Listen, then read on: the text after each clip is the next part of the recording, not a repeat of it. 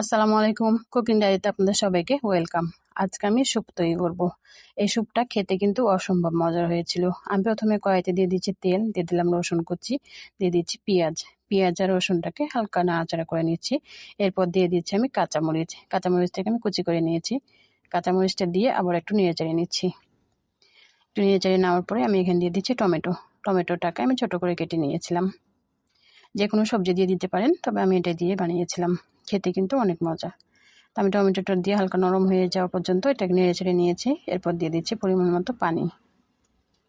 পানি দিয়ে আমি এটাকে নাড়াচাড়া করে নিচ্ছি। এরপরে আমি পানিতে বলক ওঠা পর্যন্ত অপেক্ষা করছি।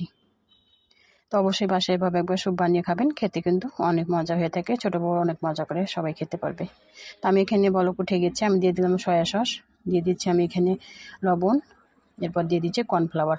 কর্নফ্লাওয়ারটাকে আমি পানিতে গুলিয়ে নিয়েছি। এরপর অল্প অল্প করে দিয়ে নাড়াচাড়া করে নিচ্ছি। তো কর্নফ্লাওয়ারটা আমার দেওয়া হয়ে গেছে, আমি কিছুক্ষণ বলক উঠিয়ে নিচ্ছি। এরপরে দেখতে পাচ্ছেন বলক উঠে সুন্দর একটা কালার ছড়িয়েছে। এখানে আমি 2টা ডিম ভালোভাবে ফেটিয়ে নিয়েছি। ডিমটা অল্প করে দিব, আর এভাবে নাড়াচাড়া করে নিতে হবে, তাহলে সুন্দর হয়ে ডিমটা ছড়িয়ে যাবে। তো দেখতে পাচ্ছেন কতটা দারুণ হয়েছে। দেখতে যেমন মজা হয়েছিল, আবার খেতে অনেক মজা হয়েছিল। তো আমার এটাতে ধনেপাতা দিয়ে দিলাম, তাহলে অন্য রকম একটা ফ্লেভার আসবে, খেতে কিন্তু খুব ভালো লাগবে। তো আমার এটা স্যুপটা রেডি হয়ে গেছে। তো সবাই ভালো থাকেন, আল্লাহ হাফেজ।